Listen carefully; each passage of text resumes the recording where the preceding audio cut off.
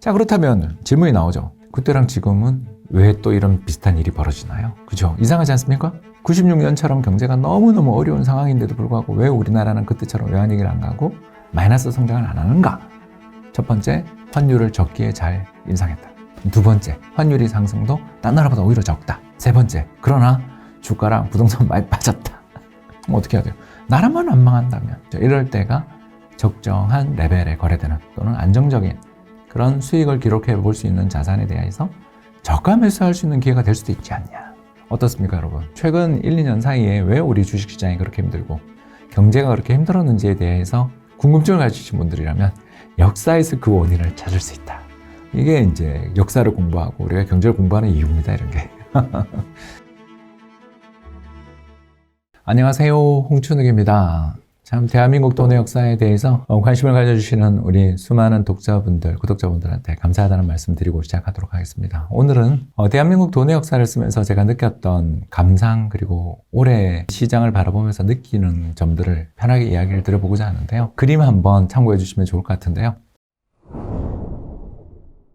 이 그림은 뭐냐면 90년대랑 최근에 전자제품 수출 가격의 동향을 보여주고 있습니다. 예, 제가 이제 노란 화살표를 쳐놨는데 저게 이제 90년대 반도체 불황 때입니다. 1996년 그때 당시 우리나라 반도체 회사들이 3개나 있었어요. 삼성전자는 아직도 있죠. 거기다가 지금 SK 하이닉스가 원래는 LG 반도체와 현대전자의 합병으로 탄생한 회사였어요. 그래서 그 3개의 회사가 반도체 시장에 패권을 두고서 치열하게 각축을 벌이는 과정에서 어떤 일들이 벌어졌냐 하면 미래가 너무너무 밝아 보이니까 그 설비를 증설한 거예요. 설비 증설만 하고 이제 끝을 냈으면 좋았을 텐데 그 설비 증설뿐만 아니라 우리나라의 이 3개의 반도체 회사들이 죄다 세계에 있는 여러 가지 회사들까지 M&A를 많이 했습니다. 이 과정에 이제 무슨 문제가 생겼냐면 공급 과잉이. 여기 이제 좀 이따 더 나오겠지만 미국의 중앙은행이 금리를 공격적으로 인상할 때였어요.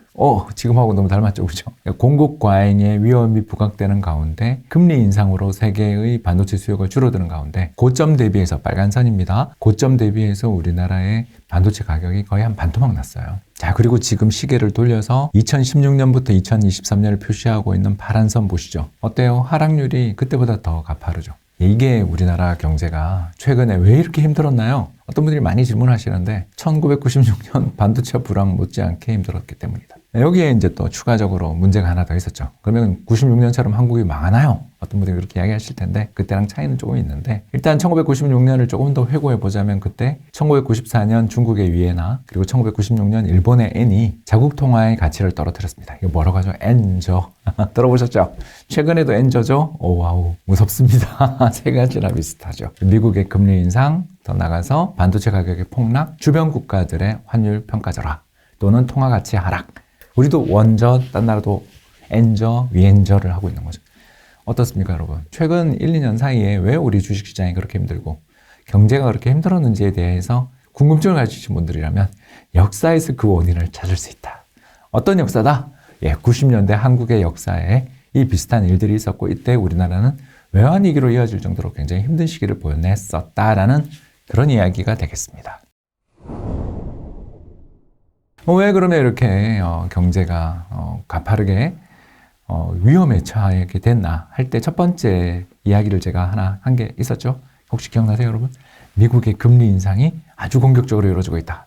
그 말씀 드렸는데 이 그림에 나와 있습니다. 빨간 선은 미국의 실질금리. 실질금리가 뭐냐면요. 정책금리 빼기 인플레이션율입니다.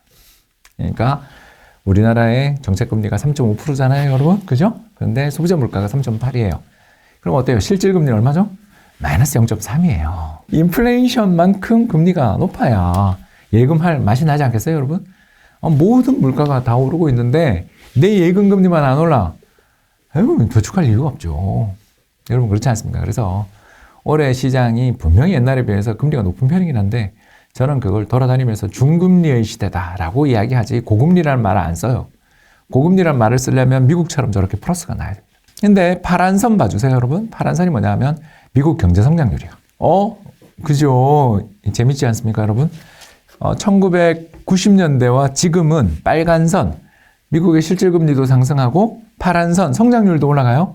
그죠? 그런데 2000년대부터 얼마 전 2020년까지는 반대 현상이 있었어요. 실질금리가 인상되면 플러스가 되면 그때마다 성장률이 박살납니다. 참 무슨 일이 생겼기에 이런 일이 벌어지는가 궁금하죠. 이게 이제 역사를 공부하고 우리가 경제를 공부하는 이유입니다. 이런 게.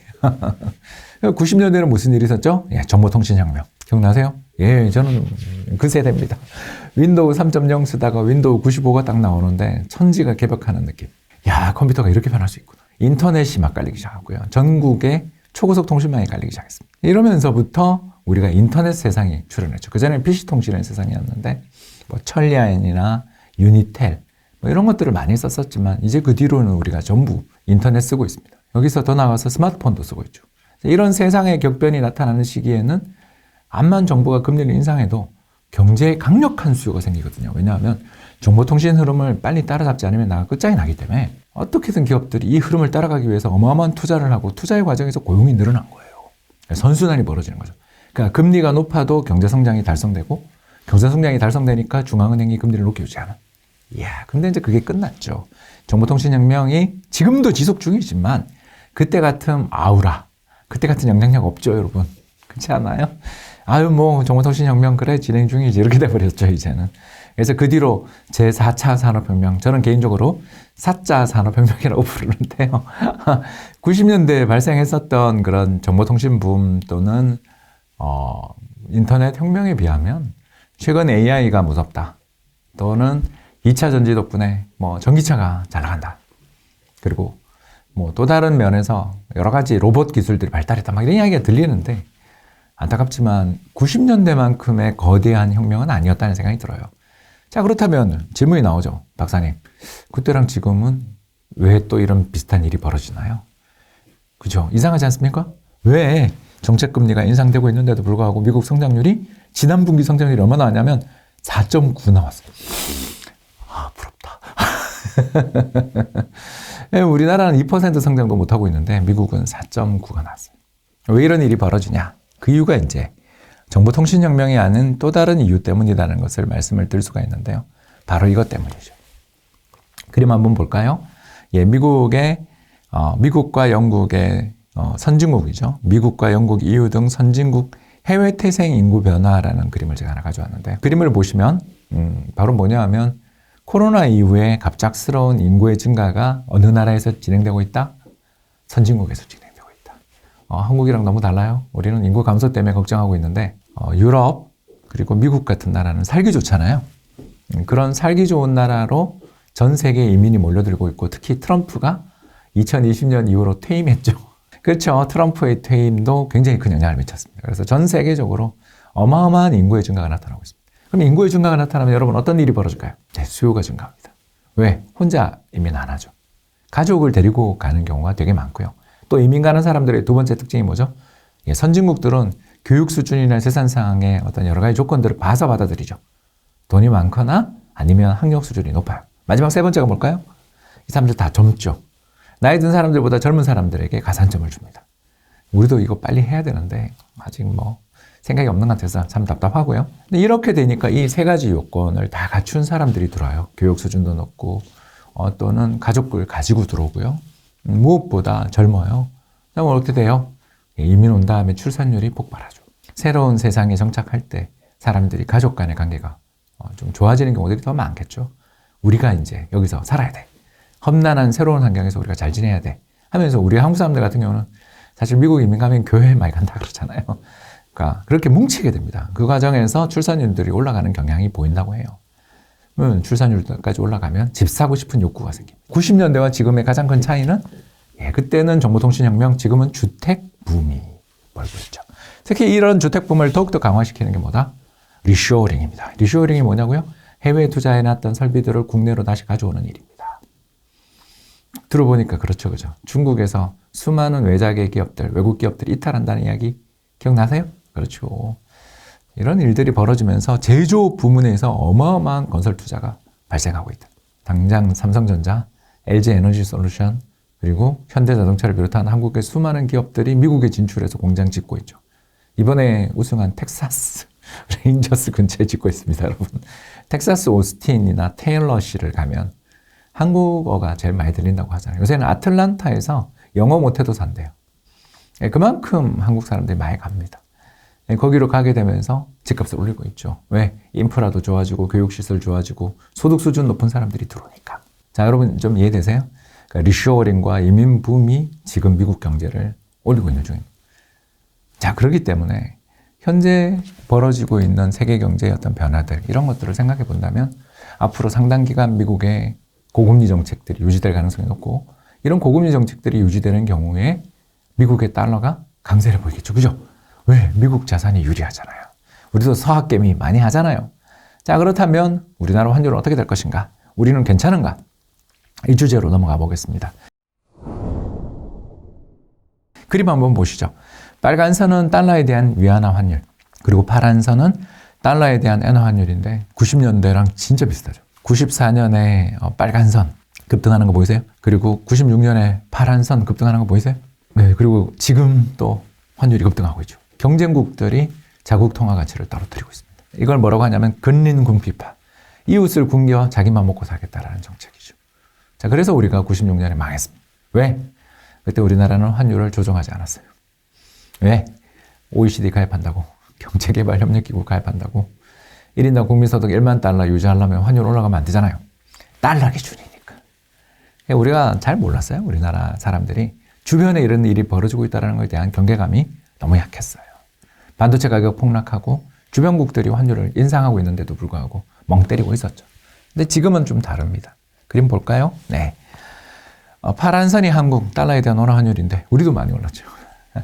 1,300원, 1,330원, 50원 사이로 왔다 갔다 하죠. 재작년에 제가 달러 사라고 그렇게 방송에 나와서 이야기할 때가 1,100원이었어요, 여러분. 그때 비해 우리나라 환율이 200원, 300원 정도 올랐습니다. 물론 중국의 엔화나 일본 엔보다는 덜 올랐죠. 그렇지만 96년하고는 다르죠. 96년에는 우리가 하다가 외환위기를 맞았다면 지금은 우리가 정부가 좀 정책을 잘 쓰고 있다. 자유변동 환율 제도를 쓰고 있어서 환율의 상승을 어느 정도는 용인하고 있다. 이런 것들을 우리가 알 수 있고요. 또 다른 요인 하나 볼까요? 그때는 우리가 외채가 엄청나게 많은 나라였죠. 근데 지금은 어떻습니까?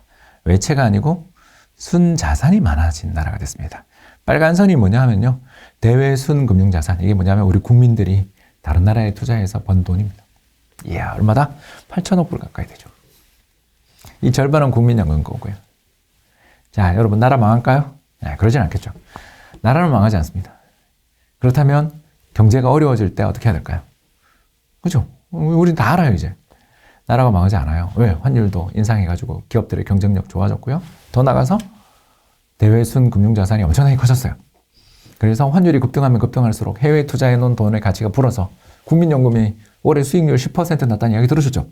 뭐 그 번 돈을 어떻게 하겠어요? 차익을 실현해서 저평가된 국내 자산 사겠죠.